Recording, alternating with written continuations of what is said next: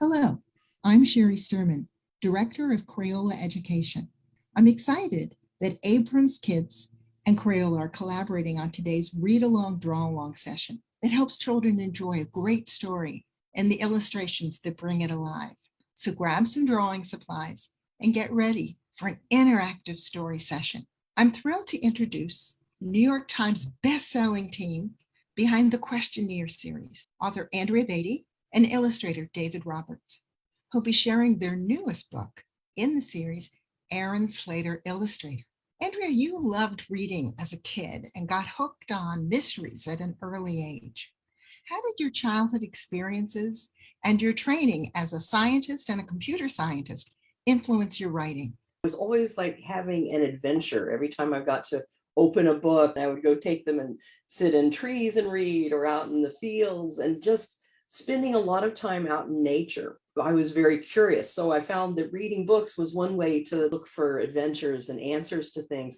But that was also the same process that I had observing nature, and that led me to biology and to science, and later to computer science. When I write, I'm asking questions, and then I'm trying to find answers. And that's exactly what a scientist does, and that's what an artist does. David, you've illustrated more than 150 books with characters who radiate distinct personalities. As you illustrate a story, how do you create new characters who are unique and who represent the personality that the author has implied in the writing? Imagine who the character is and imagine the things that they might like and the things that they might like doing, the clothes that they might wear, for instance. You can draw from your own experience as well. You can look at perhaps yourself as a child, or family members, old photographs, people around you.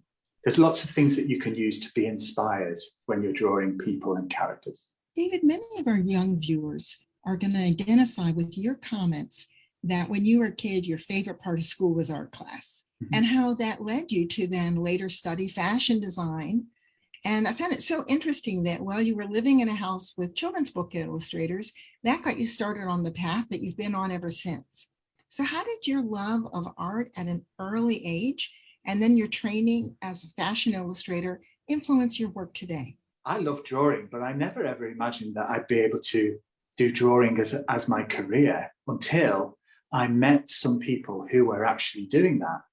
And I was fascinated by what they did. And at the time, I was studying to be a fashion designer. I used to watch them create these wonderful worlds in these books. And one time, one of them said to me, "Do you know what, David, you could do this, because what you're doing in your fashion illustration and in your fashion design is you're designing characters." And I had never really seen it that way. Clothing is a great way of getting across our personalities. I like colours and nice bright things, and I'm wearing this patchwork shirt today. And I like including that in my drawings. So when I come to design a group of people, or just one character, if the book is just about one person, I think a lot about what they might wear. It can be the best part of the illustration process is dressing your characters. Great advice for the young artists that are with us today. Andrea, let's talk about some of the big ideas in this book. First, I just love the way the story of Aaron Slater is so uplifting.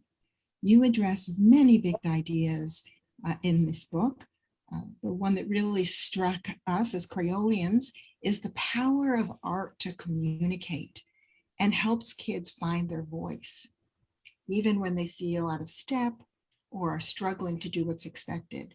It's so interesting the way you show the character Aaron, his love of listening to stories, and then his dreams of being an author someday.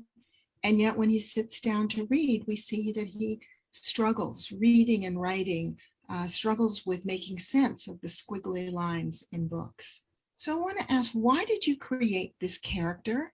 who dreams so big, and then show us as he faces his struggles and overcomes them. David Roberts created this beautiful, amazing classroom of kids. And as he was just saying a moment ago, when he creates a character, there's so much going on. And David sort of puts clues in there about the personality. And sometimes it may not seem intentional, but it still expresses who these kids are. And so I noticed the boy who always wears the white t-shirt and the blue pants, he wears those bright yellow socks. And that was a clue that he was a kid who was maybe trying to blend in a little and not stand out visually, but he had those bright yellow socks. And that said to me that he always had something going on. And then he was very creative. And in Ada Twist Scientist, and everyone's doing the experiment where they're smelling things in a jar to determine what the source of the stink is in that book, because something very smelly is about, and they're trying to figure it out. The kids have all kinds of things, but Aaron Slater has a flower. And that suggested to me that he was a character, it was a person who had lots and lots going on inside, thinking about things, feeling things. People use art to try to figure out what's going on inside them, what's going on around them, and to just process things. And also sometimes to be able to say, I have something to say. Aaron struggles with reading, and it turns out that he has dyslexia, as do like 1 in 5 people. It's a very hard struggle, and it can be frustrating. Aaron finds through his art that he has this beautiful, powerful way to share what's inside. And everybody does. Everybody has their own way to tell the things that they need to tell, because everyone has a story to tell. Thank you so much for explaining dyslexia. I think that's going to really help our viewers understand Aaron a bit better as you read the story. And thank you for pointing out that thread of the flower and Aaron's ability to see beauty and create beauty. That really whets our viewers' appetite to hear the story. So it would be wonderful now, Andrea, if you could please read Aaron Slater, Illustrator. Aaron Slater, Illustrator, written by me and illustrated by David Roberts. At the end of the garden, in the soft fading light, when the day turns to dusk and the dusk into night, the sweet scent of jasmine floats into the air to mix with the music of laughter, and there, Aaron D. Slater soaks it all in, with his flowery blanket tucked under his chin. Words drift like music, melodious, mild, a sweet summer song for a sweet summer child, who drifts off to sleep as the cottonwoods sway, at the end of the garden, at the end of the day. And here's Aaron with his 2 moms and his beautiful siblings, and they're all out in the garden swing, listening to stories and just having a good time. It's summer, then summer, and summer once more, and soon Aaron D. is a youngster of 4. The jasmine climbs higher, the roses have grown, and Aaron himself has a spot of his own for seedlings and saplings beside the slate walk, which he illustrates daily with the bucket of chalk. And here's Aaron as a baby, and as he grows, his tools he uses to draw, grow, and change. But what he loves most, what makes Aaron's heart sing, is to listen to books in the old garden swing, to write stories he thinks is the greatest of things. But first he must read. It's the best place to start, and young Aaron wants to with all of his heart. But the words are just squiggles, and try though he might, even with help Aaron can't get it right. Why can't I do it? Why is it so hard? He goes back to drawing on slate in his yard. It's school time at last. In his sunflower socks and poppy red jacket with matching lunchbox, he marches to class with the teacher's bouquet, ready to read by the end of the day. But he doesn't that day, or that month, or that year, and though he makes progress, it's painfully clear he'll never quite get it like all of his friends. Since he'll never stand out, he decides to blend in. And so here he is at the start of grade 2, in his simple white t-shirt and matching white shoes. He tries to keep up, to blend in, and to hide the tangle of feelings he carries inside. At first it goes well, since his teacher is new and a bit overwhelmed by the hullabaloo. But things settle down and Miss Greer finds her stride, and once she gets rolling, there's no place to hide. Class, she says, here's an assignment for you. Write me a story. Write something true. And so Aaron does what young Aaron must do. He works on his story like the rest of grade 2. He writes through the evening, he writes through the night, he writes and he writes till the dawn's early light. Then he drags off to school with his shoes filled with lead and his stomach in knots and a pain in his head.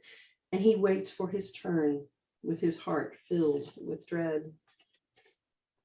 Miss Greer calls his name and Aaron D. stands and unfolds the sheet in his trembling hand.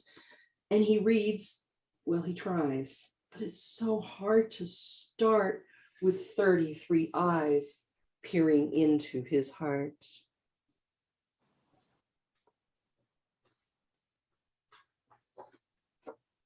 So he stares at his shoes and his sunflower socks. Then he closes his eyes, and then young Aaron talks. Once there was a flower. No, wait, I know. Once there was a magical flower which gave all who held it extraordinary power. And so begins the most perfect of tales of an imperfect hero whose courage fails when the day turns to dusk and the dusk into night and the moon rises high and the dragons take flight. And who learns after all in the wee morning hours, strength comes from the heart and not magical flowers. That beauty and kindness and loving and art lend courage to all with a welcoming heart. So this is the story that Aaron begins to tell. And his story takes him and all of his classmates and Miss Greer on a wonderful, wonderful adventure.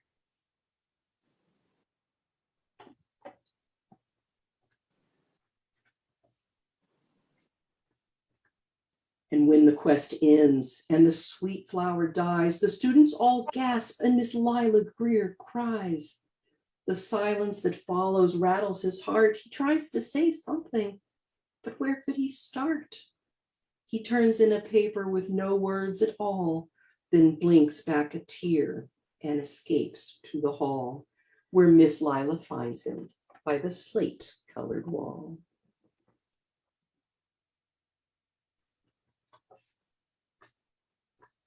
Time stops for them both, the teacher and boy. His heart fills with anguish, and hers fills with joy at the soul of this artist, courageous and true.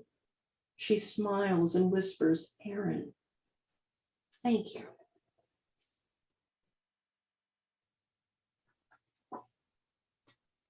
When she leaves, Aaron stands there a very long while, then slowly, so slowly, he begins to smile, and he feels like he does with those books in the swing as a new hope inside starts to make his heart sing. He knows he can do the greatest of things in a way that's his own, in a way that's just his. He can stand out and show the whole world who he is. Like the mightiest flames that banish the dark, hope grows in the soul from the tiniest spark. His art makes the difference. His art leads the way and helps him discover what he wants to say. And Aaron has found his courage, and he's found and realized that he has so much to share and so much that's important and so many things to say. And he'll do it through his art. And his reading gets better. Of course, it's still tough, but each day that they work is a little less rough. Like all imperfect heroes at the start of a quest, he must do what he can and hope for the best. And so Aaron finds helpers. Miss Greer and Ada Twist, his friend and his reading teacher, and his mom's. And slowly, it does get better. Now in the hallway, a new garden grows with jasmine and poppies, a rambling rose, books, art, and music, a dragon or two who soar through a sky of delphinium blue. The art tells a story, melodious, mild, furious, fragrant, wonderful, wild. It's all from the heart and all of it's true. For Aaron, Miss Greer, and the kids of grade 2, it's a place full of beauty for one and for all. The illustrator's garden at the end of the hall. And here's the beautiful, beautiful garden that Aaron has brought to all the kids and Miss Greer. And it's just full of joy and love, and a place where everyone can find a way to tell what they have to say. And that's the end. Thank you, Andrea. I love how this story is filled with challenges, hope, and courage. And the viewers who are watching our program today can really identify with these emotions, wondering why something comes easily to others. Well, it's a personal struggle, trying to fit in. And I love that line, being nervous when 33 eyes are peering into his heart. I want to talk a moment about the author notes that you include in the back of the book. And in that section, you explain that Aaron Slater is named for the Harlem artist, Aaron Douglas. Can you tell us a little bit of that backstory around Aaron Douglas? Aaron Douglas was an American artist who was one of the most famous. There were many African-American artists during the Harlem Renaissance, but he's the one that is probably best known now. The Harlem Renaissance was an era back in the 20s and 30s and into the 40s in Harlem, New York, which is a part of New York City. And it was an exciting time where people bring to the forefront African-American artists and talents. And Aaron Douglas often used images of jazz music in his illustrations, so trumpets, drums, all kinds of instruments. And David has put those in the illustrations. Sometimes the flowers are playing the instruments and things. And also the wings that sometimes in his illustrations, in his paintings, Aaron Douglas would include imagery such as wings, and those Aaron Slater, when he flies, those wings are sort of a nod to the illustrations. Great. I'm sure a lot of our viewers are going to look that up and learn more about that artist. David, back to you. This story has a lot of personal meaning. Tell us how the story of Aaron Slater holds special meaning for you.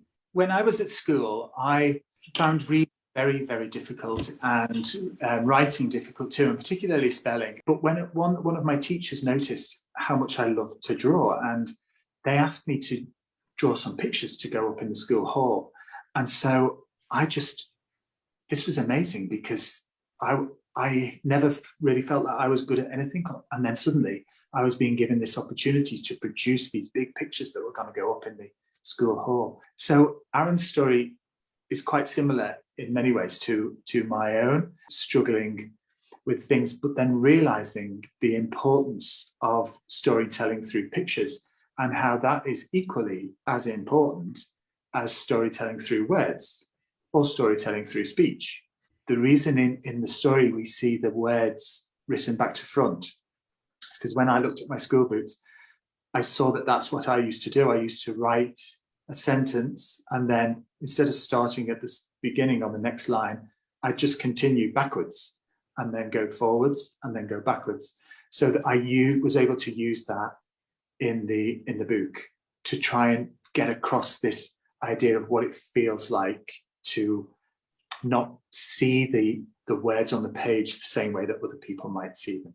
Thank you for sharing your personal story. And I love that baked into your story was the power of a teacher who noticed and who made you feel so special by giving you that opportunity. So the power of one really caring adult can make all the difference in the world. You are a gifted visual storyteller. Please show us some of your favorite art techniques and explain to our viewers how you create this main character, Aaron, showing the emotions that can be read in his body language and on his face. So I'm going to start by drawing 5 oval shapes. Right, now, the thing with Aaron's face is it's not sort of a completely round circle. It's more of an oval shape, slightly wider at the top, slightly narrower at the bottom. If you want to draw a circle, that's absolutely fine. There's no right and wrong way to this. I'm going to start by drawing 5 oval shapes. Now, the last 2, I'm going to tilt slightly to one side, like this. So for this, I'm using a marker pen with quite a fine point to it. Right, so for the first one, he's just going to have almost like a blank expression on his face. So I want to start with his ears, and he's got ears sort of halfway up the side of his head. Then I'm going to put his eyes in. And we want his eyes to be 2 circles, one here, one here. And then his nose is just like a little squiggle. So almost like an upside down question mark. Now for his mouth, just a line slightly curving up. And for his eyebrows, I'm just going to put one here, one there, sort of halfway up his forehead. And then in his ear, I like to put a little bit of detail in. So on this side, it's a squiggle. It's almost like a backwards S. And on this side, it's a forwards S. And then I'm going to take a pencil and give him some hair. And we know that Aaron has a little sort of high bit of hair at the front. I want to use a pencil for this because I want to create the texture with it. And then down the side, I'm just going to shade in very lightly to make the sides of his head. And then we can put his pupils in, and he's going to be looking directly at us. And we can draw a little neck like this. So the next expression is when Aaron goes to school and he realizes that he's not getting reading as he hoped he might. So for this one, I'm going to put his ears in the same position. And I want to show him here looking frustrated. So a little squiggle in each ear. His eyes, again, it's 2 circles like this. And then a little squiggle for his nose, upside down question mark. His mouth becomes very tight. So it's just like a little line like that. And then we're going to put a line across each eye as if his eyelid has come down and he's sort of frowning a little bit. And most importantly, his eyebrows are going to be right on the top of his eyeballs and pointing inwards towards his nose. Then I can put the pupil in to his eyes there. And we can give him his hair. The hair is really important to make him look really like Aaron. Okay, so the next expression is when his frustration leads him to start feeling really sad. And for this one, this is where we change things up a bit. We're going to put the ears a little bit lower on his head, as if his head is tilted forwards. Okay. And then we're going to put his eyes way down here, not up here where we put the others, way, way down here. So his eyes, again, 2 circles. And the squiggle for his nose, and his mouth can be turned downwards. And the line that goes across his eyeball, this time, instead of going downwards, sloping towards his nose, that way it slopes upwards like this. And his eyebrow does the same. And you can put the pupil in his eye. So, oh dear, poor Aaron is looking rather sad there. And because his head is tilted forwards, we're going to see a bit more of the top of his head, so we can put more hair in this time. Like this. And then we're going to be able to see part of the side of his head a little bit more. And he's got that nice fade to his hair. So what I do there is I just take the pressure off my pencil a little bit as I'm going down the side of his head. And that sort of starts darker, and then it gets a little bit lighter as we go down. Okay. Now, we don't want to leave Aaron looking sad, do we? So let's give him sort of a happy, sort of a quiet happiness. We're going to put his ear we're going to do one here like that, and then the other one is going to go slightly up, go up the side of his face. So his head is tilting backwards now. We put a little squiggle in there and a little squiggle in there. Now, his eyes on this are very important. We don't want to draw them open like we did on the other three expressions. We're going to just draw half moons. And these ones are going to be sort of like little boat shapes. So I'm going to put one in like this, one in like this, and then his nose goes in at a slight angle. And his mouth, also the top line of his mouth is at a little angle, but then just slightly open. And you can shade in the bottom part of his mouth. Eyebrows are really important here. They go high up on his head in two little arcs. You can give him a neck and then put his hair in. Just going to see the very top of his hair there like this. And maybe a little bit at the side fading out nicely. Okay. Lastly, I'd like to draw Aaron really laughing. This is where he's realized that his way of storytelling through pictures is just as important as storytelling with words. So he's now really, really happy. So again, we're going to draw an ear here and then one higher up because his head is tilting back. And then I'm going to put his eyes in. Now, you see how we did half moon shapes this way? We're going to do it the other way for this one, like this. Little squiggle for a nose at an angle, and his mouth this time can be much wider open like that. And I draw a line across there to shade it in, but I leave a little bit to suggest his tongue. The top part suggests his teeth, the bottom part suggests his tongue. And eyebrows, again, really important, and we can tilt these this way. He's really laughing now. And give him his hair, which helps bring out his character. A little shading down this side, little shading down this side, and his neck. Wonderful. Thank you so much, David. Great tips on how to show emotions. And so now for our young artists that are drawing along with David, this is time for you to decide what kinds of emotions that your art will communicate and how you will create images of Aaron that are very expressive. After the session, you'll have plenty of time to finish your sketches and share them in the comment section of this video. When you finish your artwork, we recommend you discuss it with others because every sketch has a story to be told, and it's really important to hear the thoughts of you, the artist. Now, a special message for parents and teachers. While David and kids of all ages are busy working on their art, I want to mention that you can sign up to receive free monthly resources that keep learning fun through emails that are delivered right to your inbox. Now, David, sprinkled throughout this book are friendly winged creatures that give kids rides and peer down at them from the sky. Even the main character and his friends sprout wings that seem to elevate them. What tips can you share with our young artists on how to bring that touch of imagination into their art and how to add those wings so the characters take flight? So I'm going to show you how to draw Aaron flying across the page into his imagination. And for this picture, I'm going to use a variety of pencils and crayons and a marker pen and this fabulous thing, which is a paintbrush pen. So it works like a paintbrush, but you don't have to dip it in the paint. It's already got the paint in it. I'm going to start by drawing Aaron's head. I start with a nice curved shape.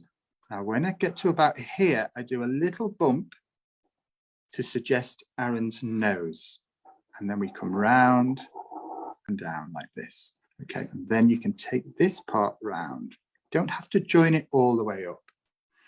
Next, I'm going to put in Aaron's mouth because we want him to be smiling here. This is where he's happy. And remember how we drew his face before when he was feeling quietly happy? His eye is in this shape and his eyebrow is quite high up on his head like this. It's thinking. Then we can put his ear in, which is sort of like the letter C with backwards S in the center. Now we can get some detail. We want his arm to be pointing forwards. So I'm going to draw a line like this, about that long, and then loop that round and underneath. And his hand is going to be in this position. So he's holding a pencil. So I want almost like an upside down V shape there. And then we're going to put in his fingers. Now this is almost like two M's next to each other. And join that up there, like so. And then we can draw in the pencil that he's holding. And then at the top, this is the part where the pencil nib comes out, the point of the pencil, but I'm not going to join that. I'm just going to leave that slightly open for the time being. Now, for a little bit of detail, I'm going to put in a line to show the hem of his t-shirt, and then another little line, slightly lighter line, that shows the stitching on his t-shirt. You can bring this line down and then take it out to form Aaron's back, just a little way like that. And then come down in a straight line, and then you're going to come up in a curved line, and you want your curve to finish before you get to that line that shows the edge of the sleeve of his t-shirt. So I'm going to come here like this and end it there. Okay. And then you can join that line up there. Now we need to give him another arm on the other side. So that's a nice straight line coming out like this, and then go slightly beyond the pencil and do a little loop like this. That's Aaron's thumb. And then do one finger pointing forwards, because he's flying off forwards into his imagination. And then for his other fingers, you have to imagine that his hand is in this position. So the other fingers are like little oval shapes, 3 little oval shapes like this. And then all you do is draw a line underneath to join that up. Okay, so for his legs, we're going to start by drawing a line from the top to about there. And then underneath, a line that's slightly longer to about there. Then you can start to put in his legs. And that is a shape like this. On the bottom line, we'll come up to about there. And then on the top line,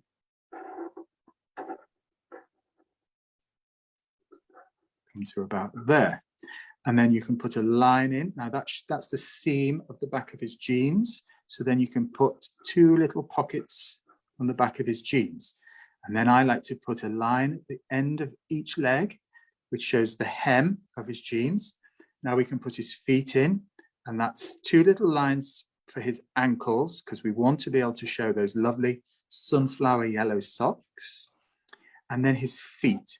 So remember that you're drawing these feet upside down, which is quite tricky, but it's just sort of 2 sideways U's, if you imagine it like that, like the letter U, but sideways. And then a line across, and then a bit of detail on the shoe. And what I like to do is draw a shoelace as if it's trailing off. And that also helps with the idea that Aaron is flying forwards. Gives him some movement. A little bit of detail for the shoelaces there. Aaron's hair. Now we're seeing it from the side. So it's going to come up at the front like this. Little bit, and then remember what I said about getting that nice fade on the side of his head. I start off by pressing quite hard with this pencil, and then as I come down further down his head, I take the pressure off, so it goes lighter and lighter like this. Okay, now I'm going to put these wings in next, and I'm going to use a crayon for that. This is how I did it in the book. I used a crayon to do the wings, to make them sort of feel more like they're hand drawn by Aaron himself. So for the first wing, I'm going to go quite high up onto the page, to about there, with a line, and then I'm going to take that to a point, and then come back with a nice curved line underneath. And the shape of Aaron's wings are really important because they're based on the artwork by Aaron Douglas, who was an artist many years ago, and he used to draw angels with wings the same shape as this. So there's the two wings, and then inside the shape, I'm going to do these little upside down shapes like this, little mountain shapes almost, and then draw a line down the center of each one. And then I'm going to put a little bit of detail in. These lines sort of represent the fronds of the feathers. And I will also do that here as well on this side of each wing. And I'm going to colour these wings in yellow. And because I've used wax crayon, I can just go right the way over. It's not going to smudge. And it's going to make those wings lovely and golden that Aaron is using to fly off into his imagination. There we go. I'm going to use a blue pencil, and I'm going to do his jeans. He's wearing blue jeans, so I'm going to shade that in. And you know, I don't mind if I go over the edges. I think it all makes for a more interesting picture. I'm going to go back to my red crayon. Now, because I drew the wings in red crayon, and I'm imagining that Aaron has drawn those wings, I'm going to colour the pencil in with the red crayon so that it's the same colour. And whereas we left that space at the very top, that's for the point of the pencil. So we can put that in. So I've got this pencil. It's a nice dark brown. And I'm going to start shading in Aaron's face. And it doesn't matter if I go over the black where I put his hair. It will all blend in nicely.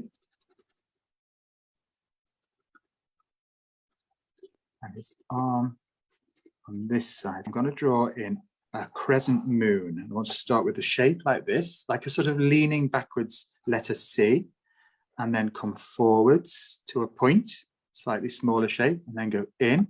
That's given the moon a nose. And then come out again and go in. That's given the moon a mouth. And then we can join up the bottom. And all that we have to do then is put in a sleeping eye closed. And then, just so that we're absolutely sure that Aaron is flying across the page, you can just put in a little bit of shadow underneath him to show that he's flying. And that's it. Lovely. Thank you so much for all of those tips and demonstrations, David. So before we end our program, we would like to hear closing comments from each of you. Let's start, David. With what last bit of advice would you like to share with our viewers today that can help them connect to their inner voice, become a visual storyteller? Just enjoy it and enjoy the process of drawing rather than worrying about what the picture's going to look like when you've finished. I think often when people say, oh, I can't draw, or oh no, I'm not very good at that, it's because they have a certain expectation of what the picture will be. And if you just enjoy the process of just drawing, get a piece of paper or something else, piece of cardboard, anything to draw on really, and then just let yourself draw and just draw the things you love to draw. Let those drawings sort of tell you a story in a way. Sometimes the drawing itself will start to tell you a story, but most of all, just enjoy the process of drawing. Don't worry about what it's going to look like, because there's no right and wrong way of doing it. Great advice. I love that. Lean into the enjoyment of the experience. And Andrea, this book is filled with messages of strength and courage. What closing comments would you like to share with our viewers that empower us to feel those emotions? Even if you may struggle with reading, you'll get there. You just keep working at that. There are lots and lots of ways to enjoy story while you're still going through the process of learning how to read. So have people read stories to you, or listen to them on audiobooks, or make up your own stories. Find ways to express a story that you might have. That can be through art. It could be through dance or music. We'd like to thank Andrea Beatty and David Roberts for inspiring us today. And we also want to thank Abrams Kids for bringing this wonderful book to the Read Along, Draw Along program. And we want to share a special thanks for all of you who've joined us. Thank you, Abrams, and thank you, Crayola, for all the marvelous, marvelous, marvelous tools that you have brought into the world to help everyone express themselves. Had such fun today. Thank you so much, everybody, for joining in. I hope you enjoyed drawing Aaron and his different facial expressions and his different emotions. And thank you to Crayola for sending me so much lovely things to draw with. I've got crayons, glitter crayons, paints, all sorts of wonderful things. And whatever you've got to draw with, I hope you enjoy it. Bye-bye.